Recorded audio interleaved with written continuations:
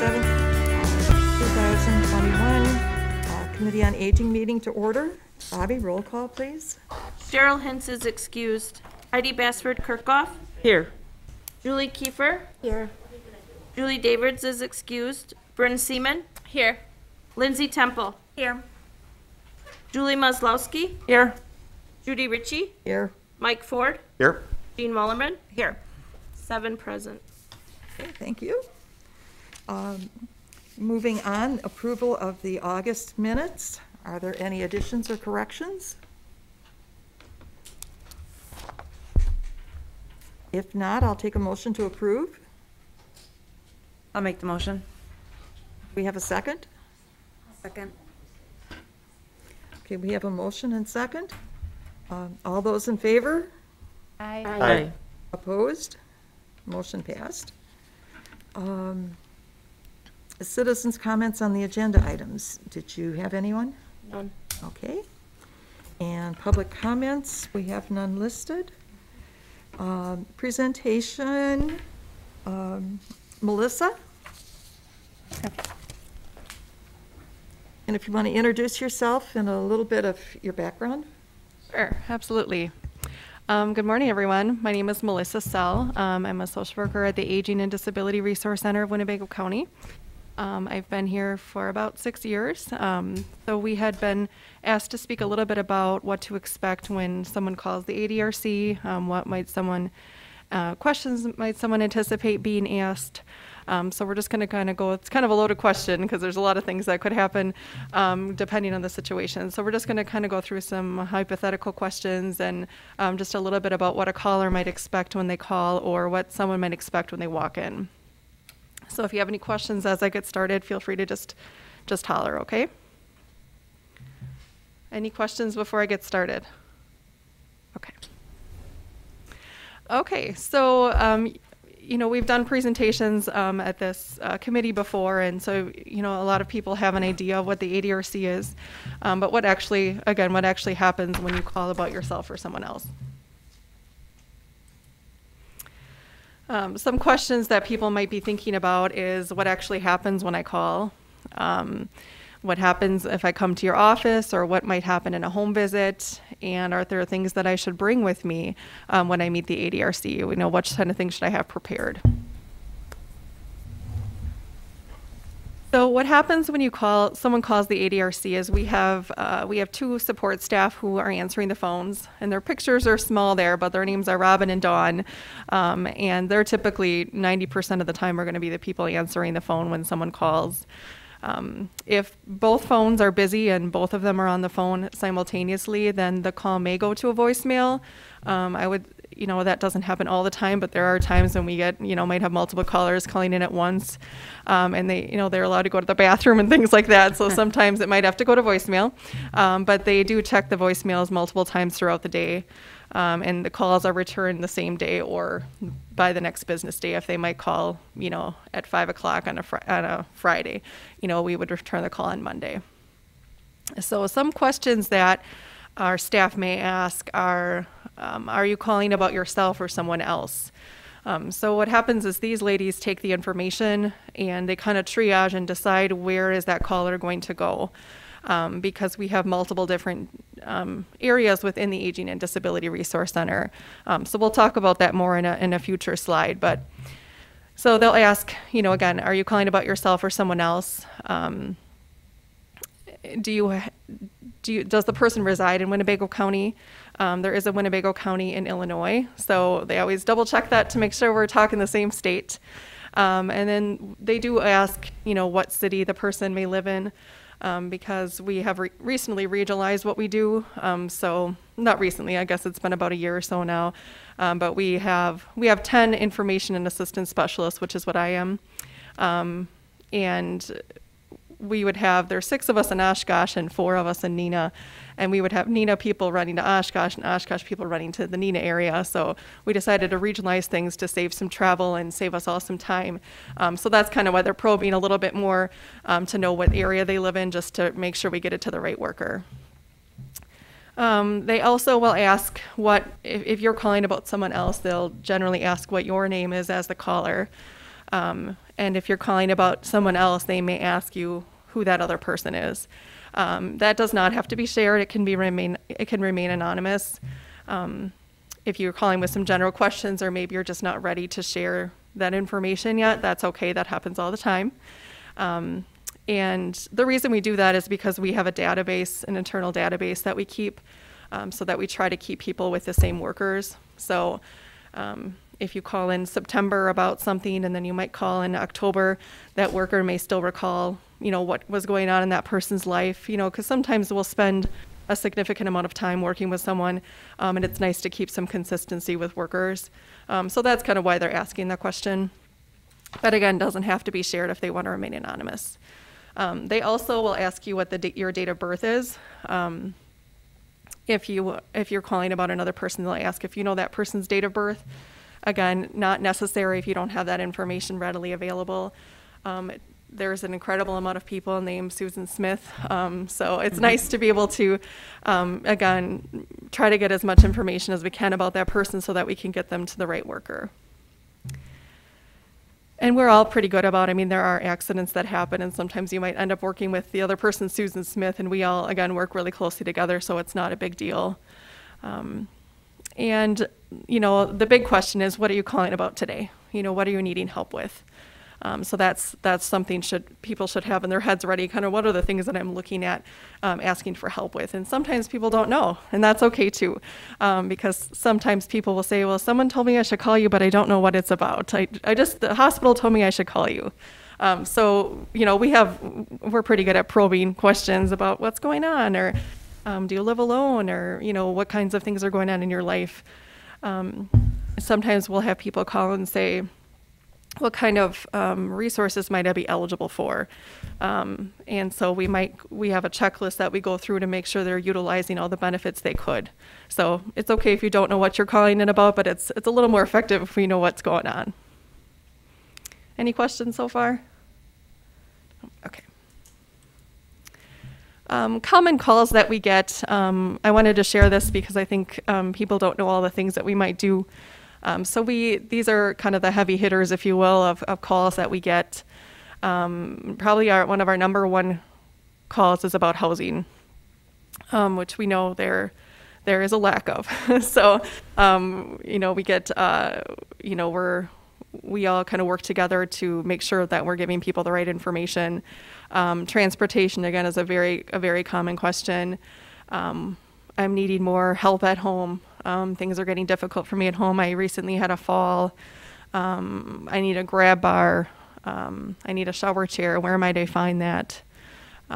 We have a lot of people call in and say that they're new to Medicare, or they're turning 65 soon and they're not sure what they should do. Having concerns about someone. Maybe it's a family member, or my neighbor just doesn't seem, something's wrong. I'm just worried about them. Running out of money to pay for care at home. Maybe they have been paying a private agency for a long time and they're running low and they're getting nervous about what are the next steps. The same is for assisted living. When you're spending, several $1,000s a month, that money starts to dwindle and people get nervous about what am I going to do next?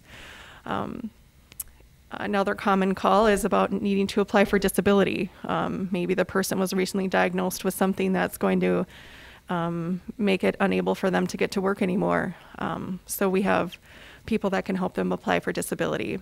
And we have callers calling in about maybe requesting a memory screen. Maybe they have a family member who has been having some memory issues and they want to have a screening done to see what should be the next steps they take. So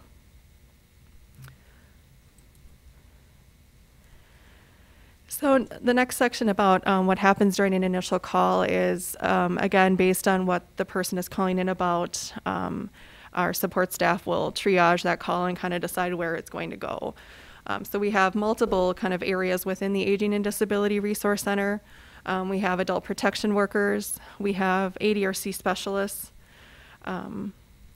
We have our dementia care specialist. We have several elderly benefits specialists and disability benefits specialists.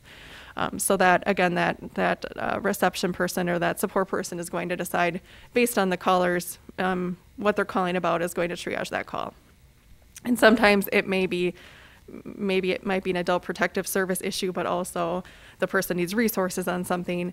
You know, Robin and Dawn, our support staff, do a great job of kind of deciding what's the most critical situation. Is it more, do we have someone, you know, in serious need that an adult protective service worker needs to get out there? That may prioritize before resources. So they do a great job. And we all work together on the same floor. So we team a lot of cases together. Our staff also does a great job of helping the caller get to different areas of the county if they call in for garbage pickup. I heard Robin the other day telling someone how to get their garbage picked up, and you know, maybe calling for child welfare or other parts of the county. So Robin and Dawn do a great job of, you know, facilitating. They're not just going to say, well, we don't do that here, goodbye. You know, they're going to make sure they get that person to the right area. Again, every call-in situation is very unique, so it's hard to say what every call will look like, but I have an example that I'll share below. But our support staff do a really good job at doing a warm transfer to whoever is taking the call. So if I'm on call, you know, Robin, for example, someone's calling in about something, she'll put that person on hold for a second. She'll call me and say, Melissa, this is Susan Smith calling in about housing. Here's her date of birth. Here's a little bit about her. And can I send her through? And then she'll send the call through to me. So at least I won't collect all of the same information that the caller gave to the support worker. Again, the questions that we ask are going to be different depending on what the person is calling about. So if someone is calling in about housing, I'm not going to talk to them about lifelines, you know, so we just try to keep it on track. So, so for example, if someone was calling me about housing, I would ask questions like, well, where are you living right now? Do you live alone? What kind of income do you have? Are you employed or receiving Social Security? Do you have any accessibility needs? Where do you want to live? Do you want to live in Oshkosh? Do you want to live in Neenah Menasha? Because those questions will help me kind of target down how old are you? A lot of housing is based on what age someone is or if they have a disability. So that kind of helps us. We seem very nosy, but it's only because we're trying to really get to the person to the right resources versus just throwing them something that's, you know, maybe 70% of the resources we give them isn't going to work. And we don't want them to get discouraged. So we try to ask as many questions as we can. And the person certainly has the right to say, I don't want to answer that, or, you know what, can you just send me some information, and we'll respect that. So.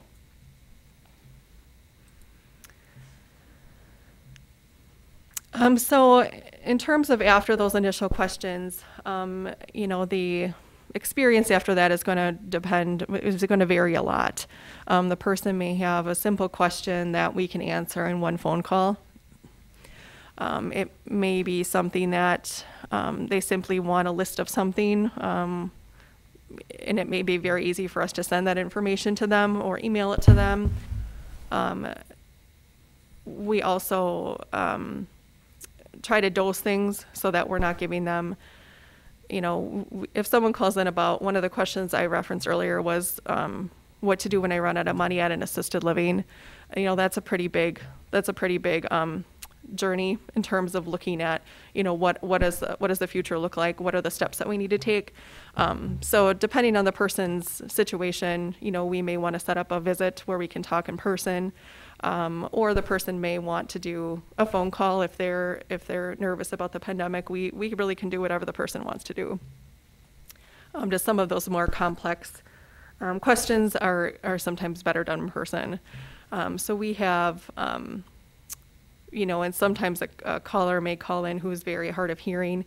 That call is going to look very different than a 25-year-old who might be calling in about their mother, you know, who can, you know, who's able to hear a little bit better, and we can get through, you know, we may be able to get more information in a call. So it's, again, every situation is going to be different.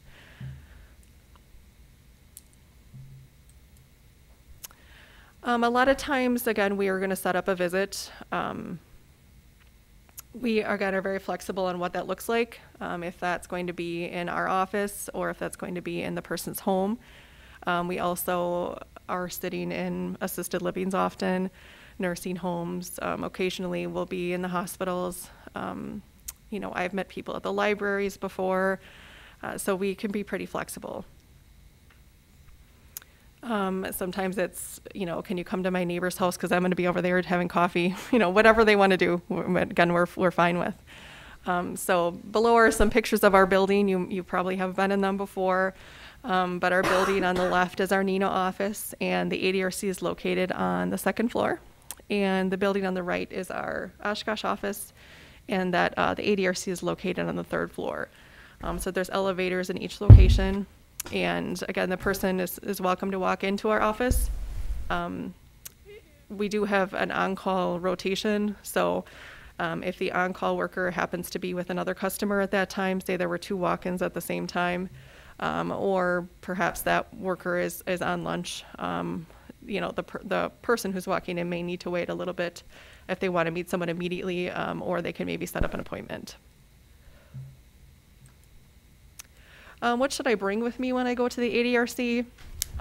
Again, it's hard because we don't know what the person's calling in about or walking in about. So if you're calling in and you're going to be meeting about specific things, the worker that you're working with should say, can you bring this, this, and this, or can you have these things prepared? Sometimes when we're talking about really complex things like Medicaid and sometimes that's going to be a multi-meeting experience. So a lot of times we'll start with the first appointment and say, okay, here's what's going on, or these are the next steps we need to take. Let's set up a second appointment. And these are the 5 things I need you to bring. So we'll write those things down for people. Because when we're doing things like applying for Medicaid, we're going to need bank statements, powers of attorney. Those things can take a little bit of time to gather. So depending on the situation, again, we'll let you know what you need to bring. But it's never a bad thing to say, should I bring anything? I get that call a lot, that question a lot. And I'll say, nope, just come in, let's just talk first, and then we'll set up a separate appointment from there. And again, depending on the situation, we might only meet once. I've been in homes where I'll sit for 2 hours and we'll talk about 25 things. And then I may never meet with them again because they may have everything they need and they don't need to call us anymore, but they certainly can call us back if they need to. Or sometimes we'll meet with families, for several months. We might be working with them pretty closely on a certain situation. So again, every situation is pretty unique. Any questions about what I shared? Yeah. I have a question. Sometimes I call Outagamie County ADRC because that's just where my clients are at, and sometimes I get bumped to Wapaka. Oh. If I call Winnebago County, is it going to stay in Winnebago County? Yes. Okay. Mm-hmm. I find that confusing sometimes when I call and I'm expecting to talk to somebody, and then all of a sudden, without my knowledge, I'm bumped to another county. So okay. that can be quite confusing and frustrating sometimes. Sure. Well, you'll be stuck with us. No, it'll. That's a good thing. Yeah. Yep. No, we're all kind of. It's all triage to the third floor in the human service building, and all those. That's the only 2 phones that those calls go to. Okay. So. Thank you. Mm-hmm. And it's not wrong for someone to call, like if they're working with a direct worker, like they'll have that person's direct extension, like they can call that person directly. But when it's new calls, we like it to go through Robin and Dawn because they can help, again, pinpoint who that person is, who they worked with. They might be calling in about a Medicare question, and if someone called me about that, I wouldn't know exactly what to do because that's not my expertise. So I would make sure it gets to the right person. So. A couple of misconceptions, if you could address it, please. One is that right away you're going to put somebody in a nursing home and take their house away. Mm-hmm. The other is that no matter what you're calling for, you're going to be digging into their financials to the point that they're going to walk away. Sure. Yep. Very good questions. In terms of your first question, I don't have that kind of power to put anyone anywhere. It's really, that is certainly not what we're looking to do. We are again a resource center. We're here to provide people with the information that they need to make the best decision for them. You know, there are times when there will be incredibly unsafe situations for people who are not of sound mind, who don't understand what decisions they're making, and that's kind of a different story. And I think those are the things that people tend to hear. Well, you know, we're really trying to keep someone in their home as long as possible. And there are times when that's not possible. What we try to work with the person alongside them to help them make the decisions best for them. But I would say very rarely is it, and Bryn used to supervise adult protection. I mean, it's very rarely where they're going to say, we're pulling you immediately. I mean, that's very unheard of. Would you agree? Yeah. So and I tell people that all the time, like, I'm trying to keep you here. I want to keep you home, but we got to get some stuff in place, you know, with your permission to help you stay here, because we don't want it to rise to the point where it's not your choice. And again, that's a pretty extreme. We've got a lot of steps between here and there. So does that help answer your question? Okay. Well, that's pretty much the answers that I've given. Yep. Perfect. Yep. Absolutely. And then really the other was, you know, the digging into the financials, that you're basically going to have them destitute, or the other part of they're expecting you to pay for services. Sure. And neither one is true. That I know. Yep. So the first question about us, you know, digging into people's finances, again, it's depending on the situation. It's depending on the caller. If someone's calling in about, I'm running out of money to pay for home care, a lot of the programs that we would be looking to help that person with have asset tests. So they're asset tested programs. So we would, at some point, maybe not that initial call, but at some point we are going to have to talk about finances. And we're not going to, you know, release that information to the IRS, or we're not going to publicize it anywhere. It's private information. But we can't get this person into a program if we don't know what their assets are. So generally, like when I talk to people about this, I say, would you be comfortable sharing some ballpark numbers? You know, and if you're not comfortable talking about money today, we don't have to. So it's so hard, because some people are like, oh yeah, here's what I've got. And some people are like, oh no, I'm not talking about that. And then we've got everyone in between. So I just try to gauge the person on the phone, and then I decide what I'm going to ask. But again, that doesn't have to be shared at an initial appointment. But if we are going to look at financially funded programs, we are going to have to talk assets at some point. And in terms of being totally impoverished, you know, again, those all depend on the programs that we're looking at. I mean, there are some respite programs that we have that are not asset tested. So those are programs that we certainly would look at with a person, and we don't have to ask much about money at all, and they don't have to be impoverished for. So again, it totally depends on the situation. But if I would just, I guess, to anyone who's listening to this, if you're not interested in sharing finances, just say, I'm just asking for general information today. How does the program work? Or just tell me about what is the asset limits. Sometimes I'll present it that way too. Well, you know, if you're above this, then we can't look at this quite yet. Or if you're below this, then we can go into more information. So sometimes, you know, I can just share the asset limits, and then the person can decide from there if they want to look at it more. Okay.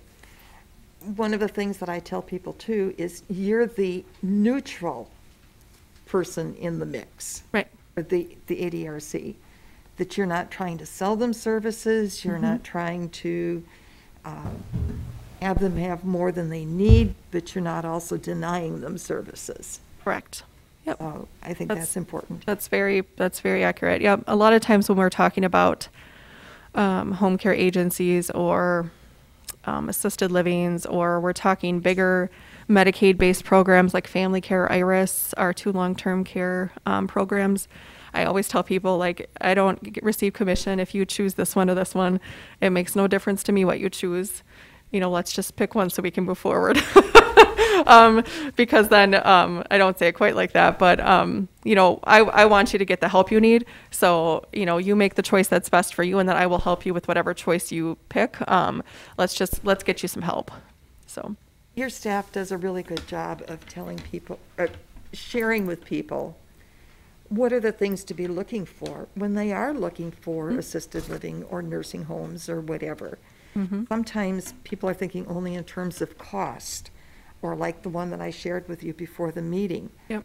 Well, because it was a small facility, it was more home-like, that's going to be number one by this gentleman's choice.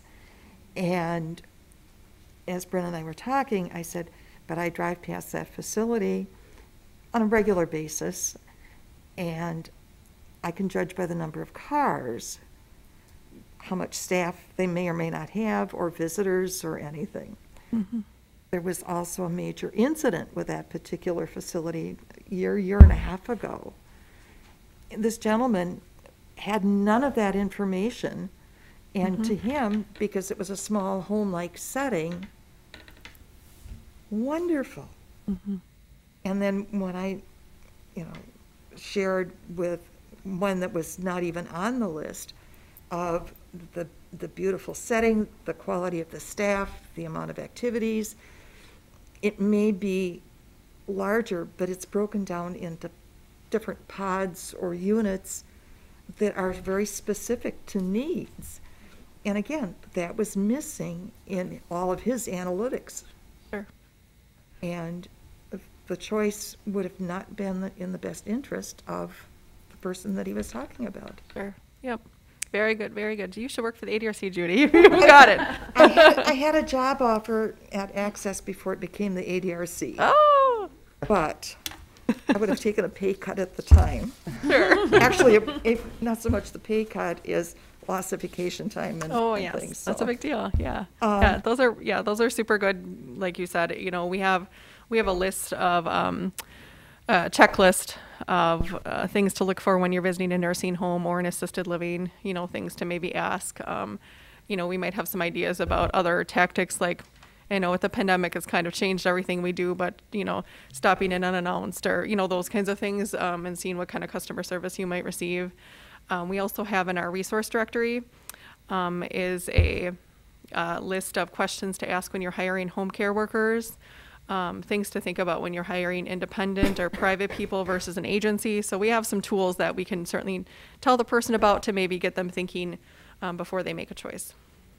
And you said the resource directory. Are the Yes. new directories out yet, or will they Not be quite soon? yet. I think I saw the final draft sitting on the copy machine last week. So Okay. I think it's on its way. So. Good. Okay. And then Bryn saw Bryn had our newsletters. So we also have a monthly newsletter that we work hard on. So if you want to get on that email list, I left some cards by my chair here, so feel free to grab one. Or you can just call the ADRC and they can get you on our list.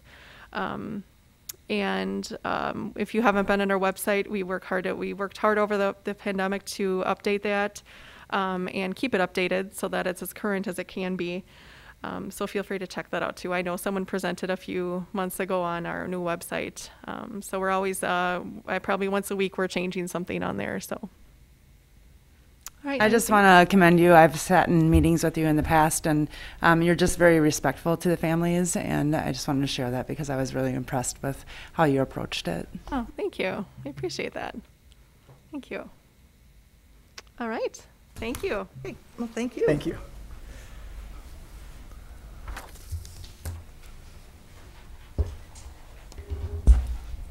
Okay, moving on.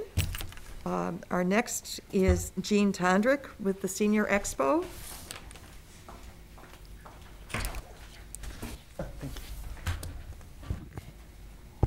Is that all right? Sound good? Okay, good morning, everyone. We are thrilled to be back this year. Been since 19 that we've had a Senior Expo. We're expecting about 80 exhibitors, and we have 400 to 500 attendees each year. This will be our 5th year now. The Time of Your Life Senior Expo is Tuesday, October 5th, and we have vendors speaking and demonstrating and handing out information on retirement issues, health, finances, leisure, and education, and everywhere in between. At this time, masks are not planned to be mandatory because the city mandate was made until October 1st, but we will review that closer to October 1st. We will be asking, though, that unvaccinated people and advise that immunocompromised individuals continue to wear a mask, and we will have masks available. This year we have a platinum sponsor, Elite Hearing Centers. Will be providing the free hearing and screening tests, and to have an audiologist speak about all the new equipment and devices, insurance coverages, and everything in between. Our gold sponsor is Physical Achievement Center. Dr. Eric Kohler will be, I don't know the name of his speech yet, but they talk about all the aches and pains and how to help relieve them. Attorney Joe McClure will be speaking on wills and estates. We always have an attorney speaking. Julie Davids, who's on this committee, is going to be speaking on brain health, and she's with Home Care Assistance. We have a Oshkosh resident, Carmen Scott, will tell about her many caregiving experiences in a fun and uplifting way. She's had quite a background already. Of course, the ADRC and the Winnebago Health Department will be there. They are two of our community sponsors, along with the Oshkosh Senior Center, and of course this committee, the Oshkosh Committee on Aging. We're still working on what the ADRC will be speaking about, but they will have their exhibit there and be able to answer 1,001 questions every year. Joanne Murphy-Spice will be having demonstrations on balance and strength exercises and senior Tai Chi. Anything like that sounds overwhelming to me, Tai Chi, but she has a way to doing it in a simple form. The YMCA will be having demonstrations, and of course, Walgreens will be having flu shots. One new thing is if anybody made it to the Mile of Music and saw Tundraland and their singing shower, they had a band in the shower. I'm going to have it set up to have karaoke. You can step into the shower and take a selfie or have a partner take your picture. So that should be kind of fun. We're looking forward to it and hope everybody can make it. And of course, it's at the Oshkosh Convention Center, and again, Tuesday, October 5th. We have more to come. It's a full month away. We're busy in the planning stages right now. Thank you. Does anybody have any questions for her? Do you have the times? Oh, I'm sorry, yes. Yeah. 9 a.m. to 1 p.m. I had that written down. That's kind of important, is it? Thank you. 9 a.m. to 1 p.m. Thank you. The Physical Achievement Center is sponsoring, we have a 1-hour breakfast starting at 9. Thank you. Any others? Joanne? Good morning. I'm Joanne Murphy-Spice. I'm the one doing the Tai Chi. Hi, I'm Joanne. I'm in here for Aaron Roberts right now, but I might be permanently in here for Aaron Roberts, so might as well get to know me. I'm not a nurse, but I work for the Winnebago County Health Department and actually a little bit for the ADRC. And my role is the coordinator of the Wellness Plus collaboration, whose purpose is to bring all those evidence-based health promotion classes to Winnebago County. So just so you know my background. For updates from the health department, all hands are back on deck for COVID right now. So anybody who's an RN is back on the phones, calling people and telling them that they have the Delta variant, telling them that they have COVID and what they've got to do. We're busy again. So unfortunately, sometimes even I get asked, do you have any spare time to talk to somebody on the phone? It's like, oh God, please don't make me do that, you know, because you're the messenger and they want to kill you. Hi, yeah, I know, I'm from the health department, click, Anyway, I think for the latest stats I saw that might be helpful for you to know is when they pulled a random sample from one day of testing people throughout the county, and 99.2% of the COVID cases were the Delta variant. That's a little bit of information that, I don't know, put it in your pocket someplace. And we are upping vaccination rates. So we're at like 54% of the people now have at least had one of the vaccines. And that puts us at almost 50%, right around there. A little less of people that have had both, which in my opinion is pretty good. I know that's not a really high percent, but we've been sitting at like 47, 48% for a long time. So since this Delta variant came along, we are seeing an increase in people getting vaccinated. So I guess we're really hopeful about that. We're as equally sick of masks as everyone else. And, you know, pray that we don't have to shut stuff down, but that's kind of where it is, and that's where most of our RNs are back again doing COVID stuff and more vaccinations, getting the kids ready at school, things like that. So that's kind of what the health department's doing right now. Yes, it's fun. And hopefully we can go back to normal. Wasn't it fun for a little while to get back to normal? I mean, today when I'm driving, I'm like, oh my gosh, there's so much traffic. It's going to take me longer to get here than I thought. It's like school buses. Oh, please let life come back to normal. How I've missed these little traffic jams and not getting across the street. Can I ask you a question? Yeah. How do you know when someone's tested for COVID? Is there a special test for the Delta variant? Well, they can do it down in the state lab in Madison. We don't have anything to do with that. So I think that they randomly pick days and counties and just see. Okay. And that particular day in that particular county, what percentage. So they can do it. We just tell people they have COVID. We don't know what variant they have. But what it does give us is an indication that most of the cases that are out there right now are the Delta variant, which, if you talk to anybody who works in a hospital, is unfortunate, because if you're unvaccinated and you get that, the symptoms tend to be seem to be a little bit worse than what maybe the original COVID one was. So, yeah, I don't know. Everybody complains about the sore arm, and I'm like, well, it's better than a ventilation thing, you know? I mean, I'm just going with that. But what would be worse for me, that would be to be on a vent, you know, in an ICU. I do know that they just sent out a news thing that, particularly in Oshkosh, and I don't know how you do this, but it has to do with like available ICU beds. They're maxing out, but they save ICU beds, so it's not like 100% of the beds, but they're maxing out for what their availability is. Again, I think we probably are going to see this every year in the fall, but that's what's going on. A little bit about what I do, just so that people know and are aware. And I actually look around and I think almost everybody here knows me, so it might not. I might be just telling you stuff you already know, but just because I'm here and I wanted to mention it, my role is very entwined with the ADRC, because the ADRC, with their 3-year aging plan, and Brenda, if you want to speak to this, feel free to jump right in. Part of what you have to do on every 3-year aging plan is how are you going to get health promotion classes out to your constituents in Winnebago County.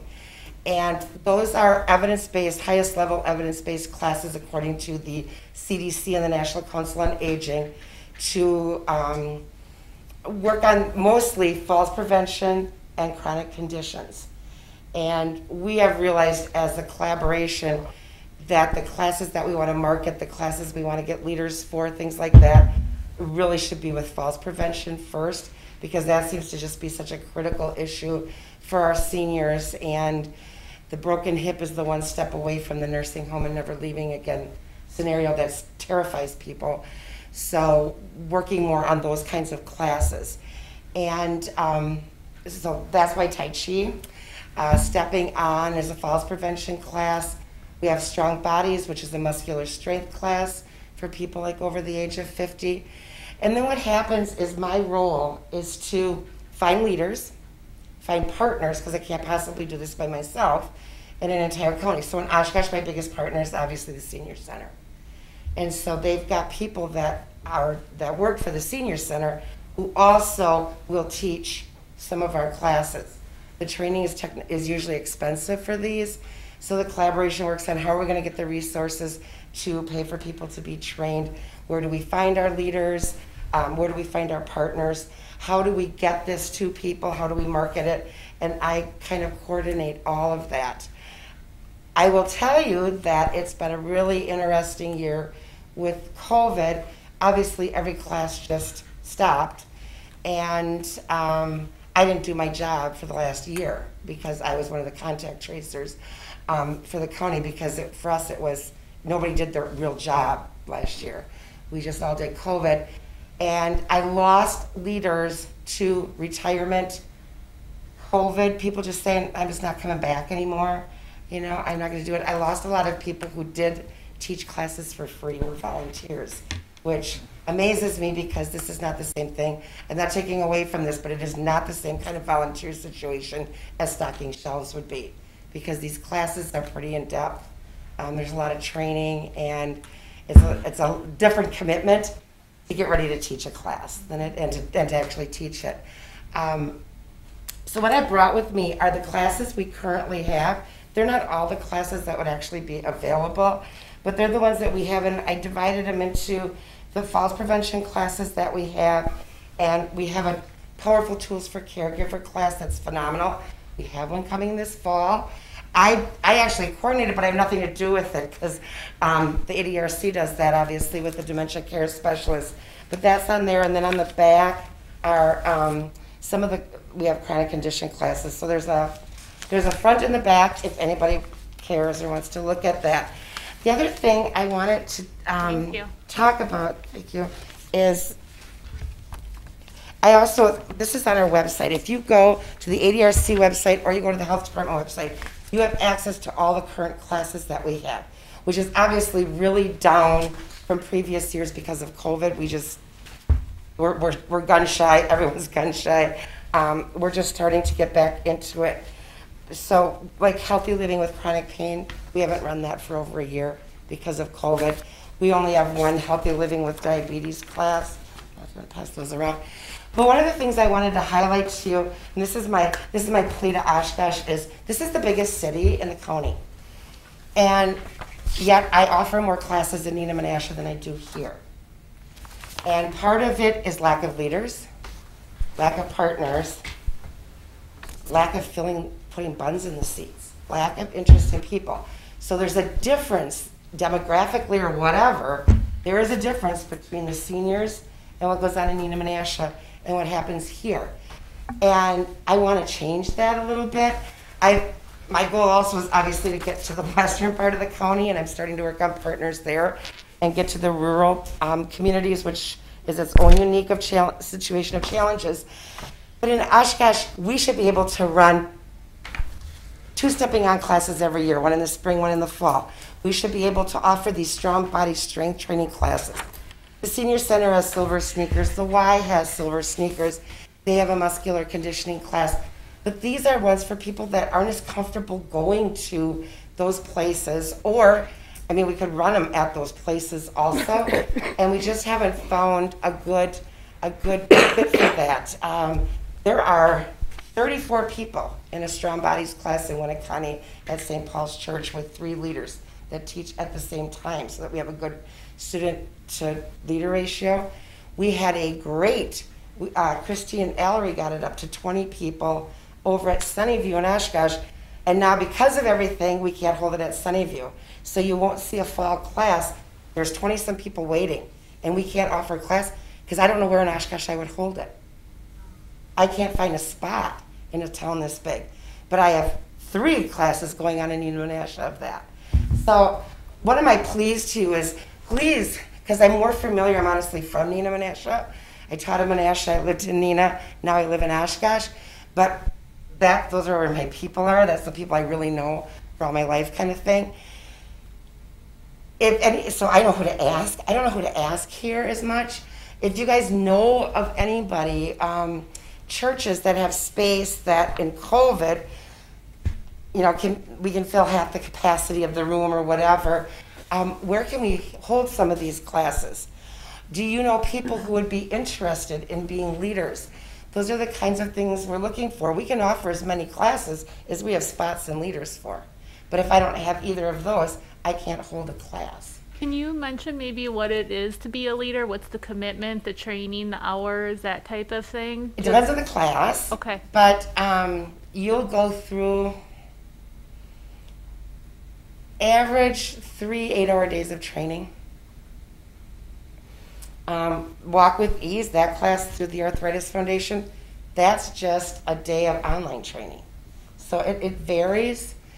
The state, the Wisconsin Institute of Healthy Aging, holds the license for almost all of these classes, except for Strong Bodies. UW Extension holds the license for that. So some are a day, some are 3 days. Like the chronic condition classes, healthy living with diabetes, healthy living with chronic pain, you would do 2 full days, and then the following week you would do 2 more full days. So it's a lot of training.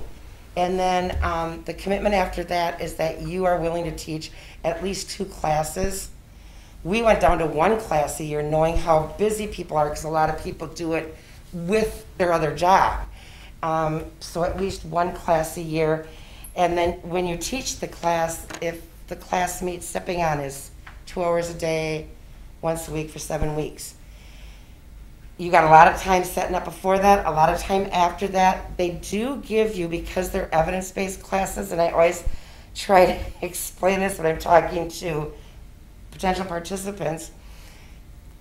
When you're in the class, sometimes it'll feel like somebody might be reading stuff, and they kind of are, because it's like McDonald's. If I go to Georgia and I get a Big Mac, it's going to taste the same as in California or as in Wisconsin. So if I take Strong Bodies, I can go any place and stepping on and go anywhere in the world, it will be the same class. And that's how they can say, this is what this class provides. This is what we say we're going to do has to happen. We have to teach it this way. So sometimes that throws people a little. And in this description that I gave you, the scientific research of what this class can do for you, lower your hospitalizations or whatever it is, reduce your falls by 30%. That is from the research. And so we put that in there. This is what the class can do for you. But I think my favorite thing about all of these classes and what I've seen over the few years that I've done this is the empowerment of the people that take the class about their own health. And I think that self-efficacy is such a vital thing in helping people. Anybody needs that, to believe that they have some control over their health, over their own lives. But it really helps with, as you age, taking greater control over your health and not just relying on the doctors who are 10% of your health care, really. Relying more on yourself, realizing you can make small changes, that you can get more confident, you can have more of this. And then that just springboards and dominoes into, then I can do more here, I can do more here, I can do more here. And getting people to become better advocates for themselves with the healthcare system, with their families. I mean, there's sections on Healthy Living with Chronic Pain that are about how do you talk to your doctor? How do you talk to your family about what's going on with you? Almost every class has little action plans, and they're baby steps. We make you can't say every day I'm going to do something. It has to be, okay, 5 days this week, I can do this. What's your confidence level you can do that? A 4, then that's too big of a goal for you. You know, we really work people, we want them to be effective. And the other thing that we do that I think is vital is these people make friends. Yeah. That's a biggie. So that's the classes. Thank you. If you have any questions, thanks. Thank you, Joanne. Thank you. Anybody that has questions for her, if you could speak to her after the meeting, we'd appreciate it. I'm looking at the time, and we only have so much. Okay, so moving on, Bryn and Jean, do you have any age-friendly community update? We just met a couple weeks ago. Right. Kind of a short meeting. We are meeting again in November. We started working and talking about goals, and we'll get more in depth with that coming in November. Good. So. Yeah. Did anybody have any questions for them? Okay. Our October meeting will be canceled. We voted on that last month, since many of us will be over at the Senior Expo. We will be meeting in November. So, did anybody have any other old business? New business, I was contacted, all of a sudden I've misplaced my sheets. I was contacted by a number of individuals who had seen a number of things through the police department. One is the sensory bags for autistic citizens in crisis. And while it's geared towards the autistic youth or young adults, whoever, a couple of the people said, but a lot of our seniors with dementia and where the police are called in some of these behavioral situations, those same items could be so useful in calming a situation. So I thought that was a good thing to bring to the group, and I'll share that handout with everyone. And then in August, the police department was investigating a number of phone calls where people were receiving phone calls stating that it was an employee of the police department and that they had to purchase gift cards for the police department for a variety of reasons. And these were definitely scams. And I think there was also one very recently about the health department. So the scams are out there and definitely doing a number on our people. Jean, I'm actually going to put this one to you, voting to meet in person or virtually. You've had the discussions with Ray and others. Yeah, so basically the city manager wants all the different committees to decide to stay either virtually or in person, and we cannot do both. So we have to vote whether or not we're going to be staying in person so that we can get Oshkosh Media set up and here on a regular basis. Or if we go virtually, then we have to redo everything and get everybody back onto a virtual setting. That is being evaluated, though, each month. So if we vote now, it may change next month, and then we would have to re-vote again, or bring everybody back in person, or put everybody into virtual. So for right now, we do have to vote today because we will not meet until November. Are we staying in person and with masks right now? And that may change. And or do we go virtually? So it has to be one or the other. And do we have any discussion on that before we even ask for a motion? Do you have a preference as staff? No. No. Heidi and I were on the WebEx meeting with the boards and commissions, with the mayor and with the city manager. And one of the things that we heard was sometimes the difficulty of logging on with WebEx.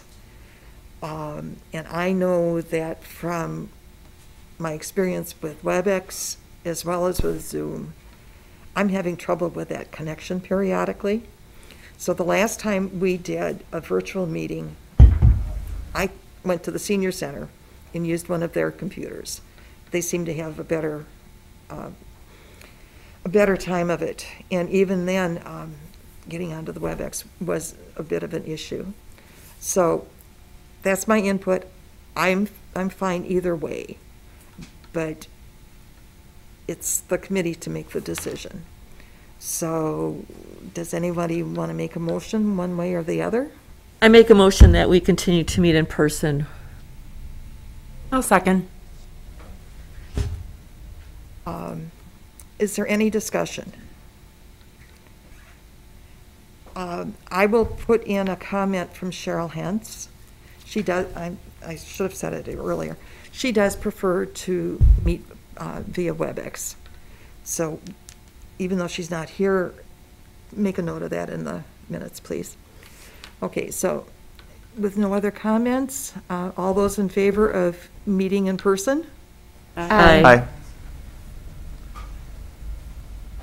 All those against? Okay, motion carried. Jean, you've got the Senior Center newsletters? Yep, a little bit of upcoming events.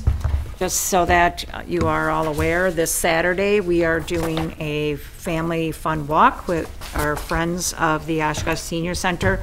Starts at 9 o'clock. If you're interested, it's on the cover of the newsletter.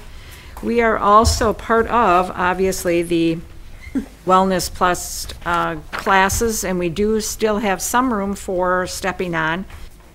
Our Tai Chi went over really well last Thank you. couple months. We had probably about 25 people participate into that class. We are doing a continuation of that class for about a half an hour starting in October, and then we will redo the Tai Chi once again. Our Powerful Tools of Caregivers is starting, so we do need some more individuals to participate in that. And then in our newsletter's got just all the other events that we're running in September. Lindsay, do you have anything? Bryn? I'll just share the Winnebago County ADRC. I am on their listserv, so I was able to get September's, and Melissa did not give herself nearly the credit she deserves. She and a small group of others put a lot of time into these monthly newsletters as well as keeping the website updated. And I know that the ADRC worked very closely with the Public Health Department too to keep the electronic calendar updated. With Wellness Plus classes, caregiver classes, free respite programs. So it's a great resource. And that's all I have. Thank you. Okay. Mike? No, getting ready for budget workshops in October. That's pretty much the big thing going on with us. Julie? I don't have anything except Learning in Retirement has starting again today, actually, is their first class. And if anybody's interested in joining, they can definitely contact us. I do want to say something in defense of our wonderful city. We have one of the most robust senior programming through our senior center and at our Y. And I think our community is pretty great. So I want us to remember that. Thank you. And Julie? Nothing at this time. I do have to do a public thank you to you for the care and compassion that you showed my friend when we did the tour. She has shared information and how well she was treated. So, thank you. Welcome. Pleasure. Heidi? There is one thing I would like to share. I had a friend from high school who has been in the hospital intubated with COVID, and last night she passed on. So we're talking about somebody who's 51 years old, somebody who has children still at home, somebody who has small grandchildren who she'll never see grow up. And so I wish, and the reason why I'm sharing this with you is that I know there's a lot of people who have very strong feelings one way or another, but we really need to seriously sit down and talk and share and do the research and get vaccinated. That's something I personally have been struggling with, and this incident has really hit home to me, and I just wanted to share it with the community.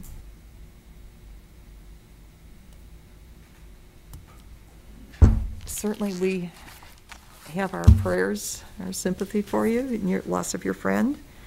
I think many of us have lost friends, maybe one, maybe a whole bunch.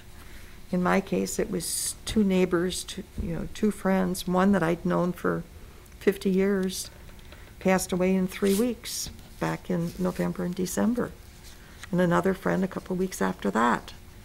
So it's not a pleasant situation to deal with. And I really feel for our kids and our grandkids and, those to come after. So on that note, we are not meeting next month. We will be meeting in November. That speaker, I had notes here and I lost them. So we'll be meeting on November 2nd. And I'll take a motion for adjournment. I'll make a motion. I'll second. All those in favor? Aye. Aye. Okay, meeting adjourned.